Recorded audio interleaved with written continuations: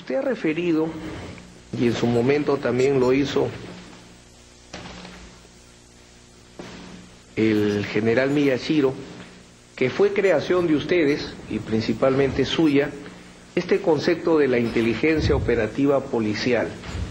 Consulto, esta nueva metodología de trabajo que usted en la mañana decía revolucionó a la DIRCOTE, ¿contaba con la aprobación de la Dirección General de la Policía y del sector interior? No, fue una cuestión de grupo más que todo. Incluso cuando íbamos a exponer la teoría y el método ante los organismos de inteligencia, la subestimaban como una simple técnica, una inteligencia táctica nada más. No querían aceptar de que se podía mejorar la metodología combinando dos conocimientos, la inteligencia más la investigación criminal, y cerrar todo el círculo, porque eso rompía los esquemas tradicionales. La idea era que ningún agente de inteligencia que hacía vigilancia podía capturar, no, tenía que darle la información a otro grupo para que ellos ejecuten. Nosotros hacíamos cerramos todo el circuito, ¿no? Pero más allá de, digamos, de esos criterios conceptuales, la Dirección General de la Policía, segundo semestre de 1990, 91 y 92, ¿prohibió que se realice la inteligencia operativa policial? No, no prohibió. Yo recuerdo que fuimos a hablar incluso con el general Cuba Escobedo, que estaba director, él aprobó, o sea, todos los generales que les poníamos aprobaban, pero tampoco no apoyaban, así es la verdad. Un apoyo moral más que todo. Sí, porque al general Cuba Escobedo yo les puse la operación Huascaura con Marco Miyashiro, la vio, la observó muy bien, muchacho, le voy a dar apoyo, y al final se olvidó, ¿no? O sea, me parece que veían caminar a un sujeto haciendo contactos en la calle, y Hugo Diodato pues andaba bien vestido, era un sujeto flaco, delgado y aparente de profesor, y decían, no, pero ¿cómo ese va a ser terrorista? Decían. Si nosotros seguíamos al grupo de propaganda a mujeres que tenían más de 50 años, ¿no? Eva Gómez, una de ellas, 55 años, que podía ser una abuelita, dice que ese terrorista no puede ser terrorista, era una alta dirigente. Entonces, los esquemas mentales del comando no estaban preparados para este tipo de trabajo. Entonces decían, no, ellos no son terroristas, decían. Búsquenlos allá en Castro, vayan por allá al Cerro del Pino, decían. O sea, su mentalidad no estaba preparada para eso. Pero finalmente, como usted ha referido, aprobó y mantuvo la autonomía funcional del GEI. Nos dejaban trabajar y en la medida que podían nos apoyaban, ¿no? En la medida que podían.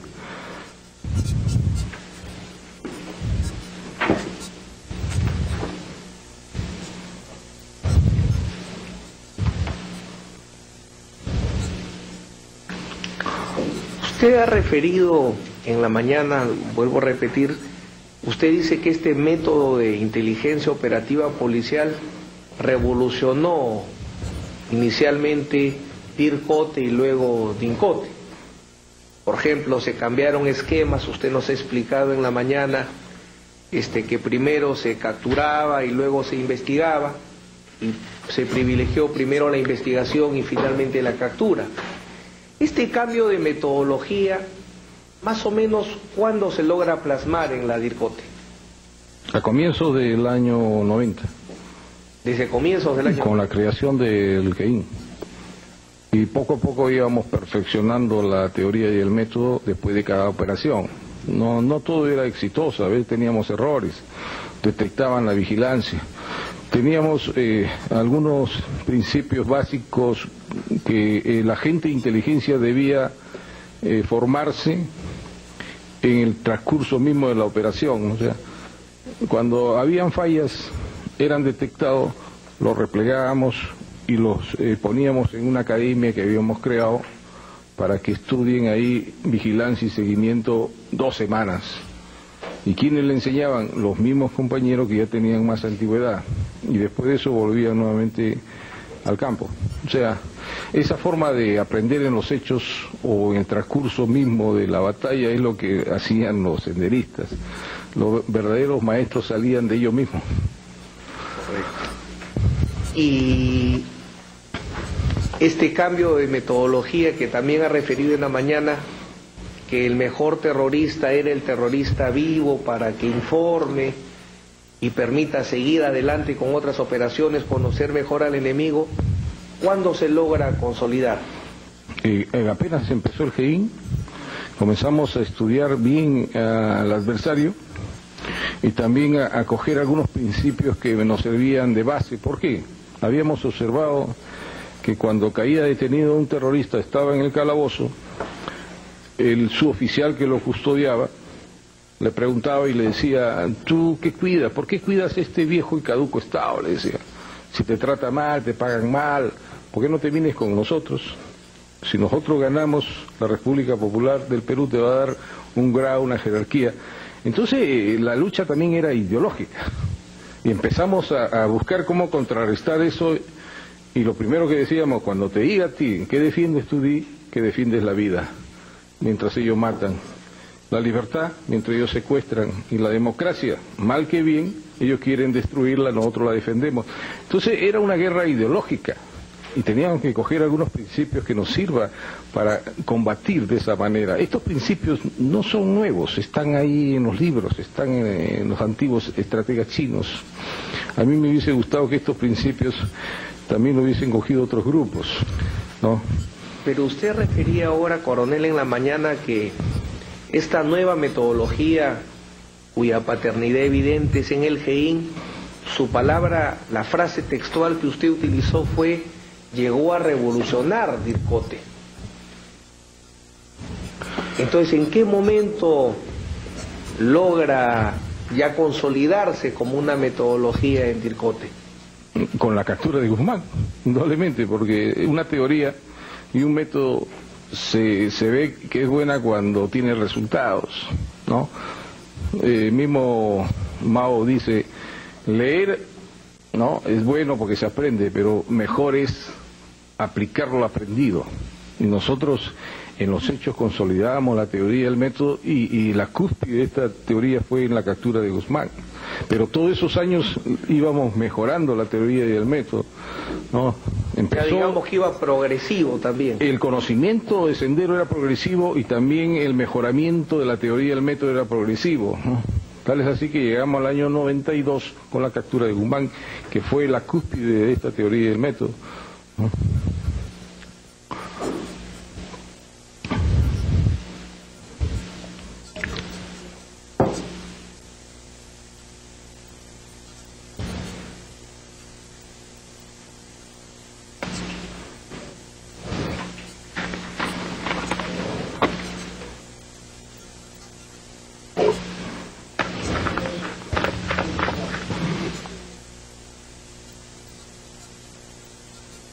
Por su nivel, ¿usted tuvo oportunidad de conocer la directiva de gobierno que se implementa en noviembre de 1991? Sí, la he leído. Era parte también de la cultura que debíamos tener nosotros, sí. En esa directiva de gobierno se señalan objetivos para los distintos sectores. Y para el sector interior, concretamente para el ámbito de la policía, dice: como acción de política a seguir de Estado, intensificar las acciones de inteligencia, así como el intercambio de información con los organismos que integran el sistema de inteligencia nacional, para identificar o anular las organizaciones subversivas y de narcotraficantes. Estas acciones de potenciamiento que usted nos ha descrito anteriormente, ¿podrían señalarse que eran en ejecución de esta acción política? Nosotros de una u otra manera esa directiva la conocíamos porque también teníamos algunos contactos con el sistema de inteligencia, ¿no? Y hablaban de la potenciación de la inteligencia porque era lo que mejor estaba dando resultados ahí. O sea, estamos hablando del año 91, ya del 90 ya se aplicaba la inteligencia, ¿no? Entonces la idea era potenciarla, que haya una coordinación, que haya una comunidad, que ambos se beneficien, asistan, expongan, intercambien ideas. Por eso que nuestra presencia en el CIN obedecía justamente a todo eso, ¿no? Yo le puedo decir que con la Marina siempre hemos sido compatibles con la DINCOTE, ¿no? Y había siempre una fluidez en el trabajo, ¿no? Era la institución que más se pegaba a la DINCOTE. Y si hablamos de intercambio, de coordinación, era con la Marina principalmente, pero en base a esa directiva, porque era lo que mejor estaba dando resultados en ese momento.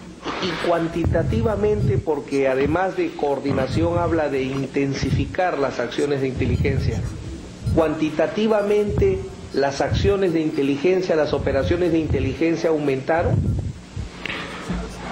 Claro, aumentaron indudablemente, ¿no? Sí, pero cada quien en su estilo, le puedo decir, ¿no? La DINCOTE y el GEIN tenía ya su propia metodología, su teoría, ¿no? Y siempre estaba a la vanguardia. Pero iba en desarrollo, en aumento. Así es. Incluso nosotros teníamos información que le dábamos a grupos de inteligencia que se crearon en el 92, le dábamos información para que ellos sigan trabajando también. ¿Sí? Es más, es correcto... Coronel Jiménez, señalar que, de acuerdo a lo que usted conoció, el único organismo del Estado que a la inteligencia clásica le da un plus, en este caso de investigación criminal, es el GEIN de la Policía Nacional del Perú. Así es.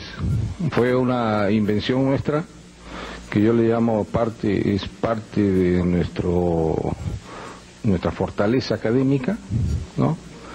Que fue una mezcla que se nos ocurrió para poder cerrar todo el circuito y creamos dentro de la misma estructura del GEIN la unidad de operaciones más investigación básica que se encargaba de la segunda etapa.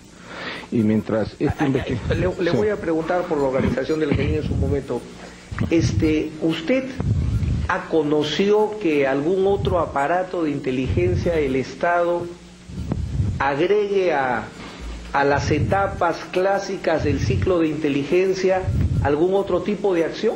Bueno, era casi difícil que alguien pudiese aplicar esta teoría. Pero oficialmente se conoció que, por ejemplo, en la Marina habían autorizado que a los ciclos de inteligencia le agreguen capturas, detenciones. No, ellos no podían porque para capturar tenías que tener cierta autoridad y nosotros éramos policías.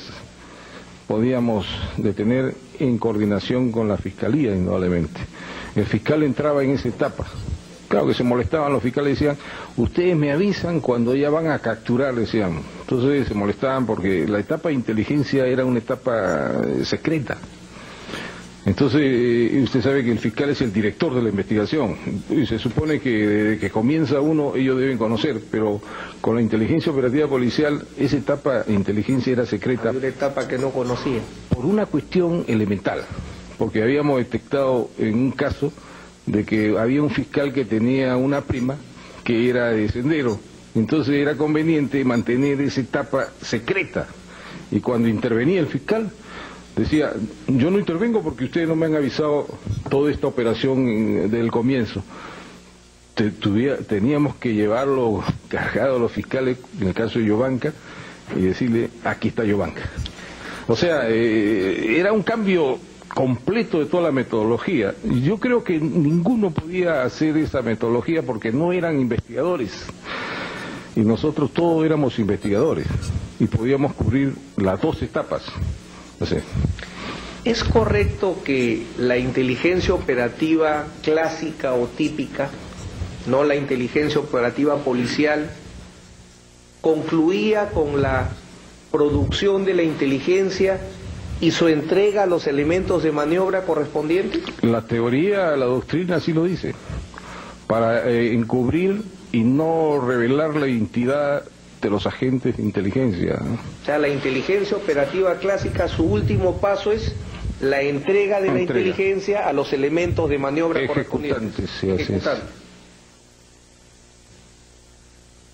¿Conoció usted de alguna directiva, de alguna disposición oficial por la cual se cambie ese concepto de inteligencia operativa, aparte de la inteligencia operativa policial del GEI? No conocido que no.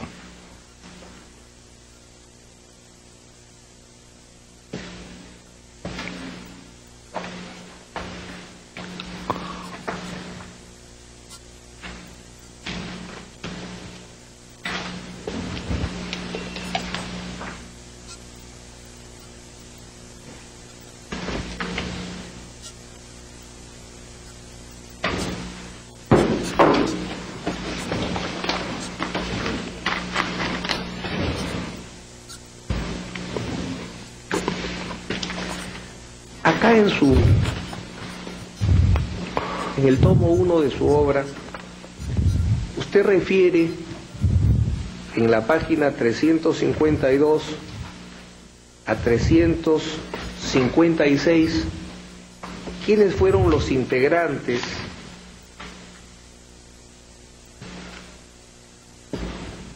del Comité Central de Sendero Luminoso que resultan designados en este primer congreso, ¿no? En la segunda sesión, si no me equivoco. La tercera sección. Tercera. En junio, sí.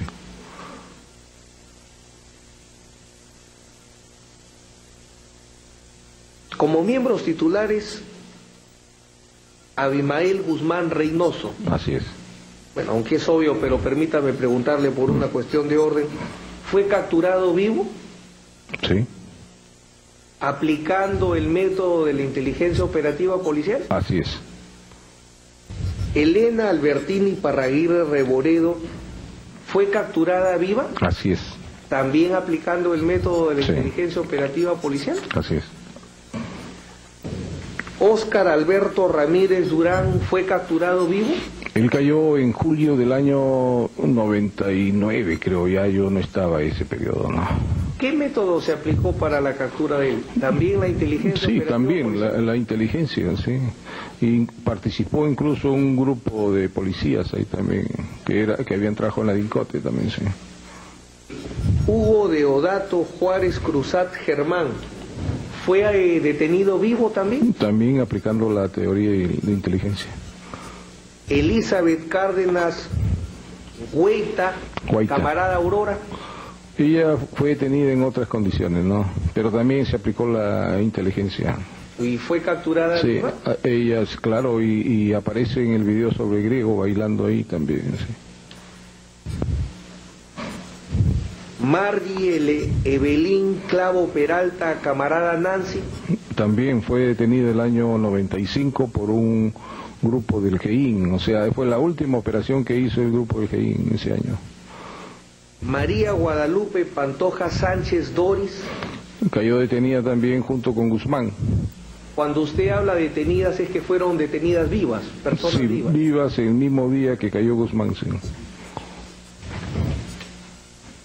Giovanca